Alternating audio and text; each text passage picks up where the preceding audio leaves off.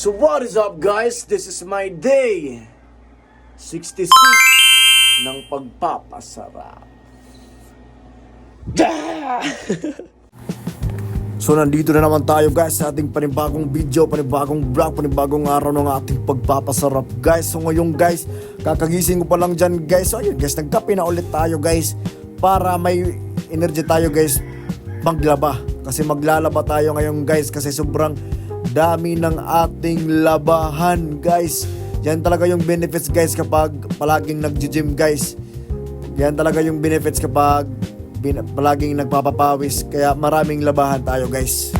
At bago tayo mag-proceed sa mga labahan ko guys, syempre guys, nag-take muna ako ng aking Athlean Creatine guys, monohydrate guys, para ma-improve yung ating mga muscles guys. Kasi need ng mga muscles natin ng recovery guys. Kasi nag-gym tayo kahapon guys, kaya need natin ng recovery guys. Makakatulong kasi yung creatine guys, makakatulong yung creatine para mas ma-improve yung recovery ng mga muscles natin.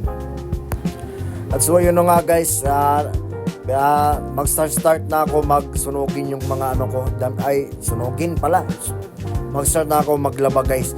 So yun guys, yung unang ginawa ko guys is is naglagay ako ng lavender para mas bumago yung mga susuotin natin guys. Ganun na talaga guys kapag nag-gym kayo guys. Maraming makaka-relate dito guys ng mga gym rat guys na nag-gym kasi ng mga gym rat guys na nag-gym na maraming labahan. So ayan guys, nag-start na rin ako guys. Kinuha ko na yung mga labahin na susunugin ko guys ay labahin na nalalaban ko. Siyempre guys, ilalagay ko sa washing machine guys. So yun guys, mekos ko na yan guys para mas matanggal yung mga libag dyan guys, yung mga natin guys, yung mga short natin guys, yung mga damit natin guys. Aray ko. So yun guys, ayun, start ko na yun guys. Sinama ko na yung bedsheet ko guys kasi ilang taon na guys walang liwan-liwan. So yun guys, nag-start na rin ako guys. Dinagay ko na yung mga labahan ko guys dinagay ko na yung mga labahan ko guys sa washing machine. At syempre guys, pagkatapos guys natapos na ako sa paglalaba guys. So ang gagawin ko na lang guys dito guys is magsasampay na lang ako ng aking mga damit na akala ko susunugin ko. Yun palalalaban ko guys. Ano bang mas maganda dito guys, sunugin para labahan kasi para wala nang labahan. So yun guys, na-start na ako magsampay ng isa-isa guys yung mga labahan ko guys. So yun, powered by DBs boy So yun guys, yun na yung guys, yung mga damit ko guys. Ilan lang yan guys. At syempre, so yun guys, pagkatapos ko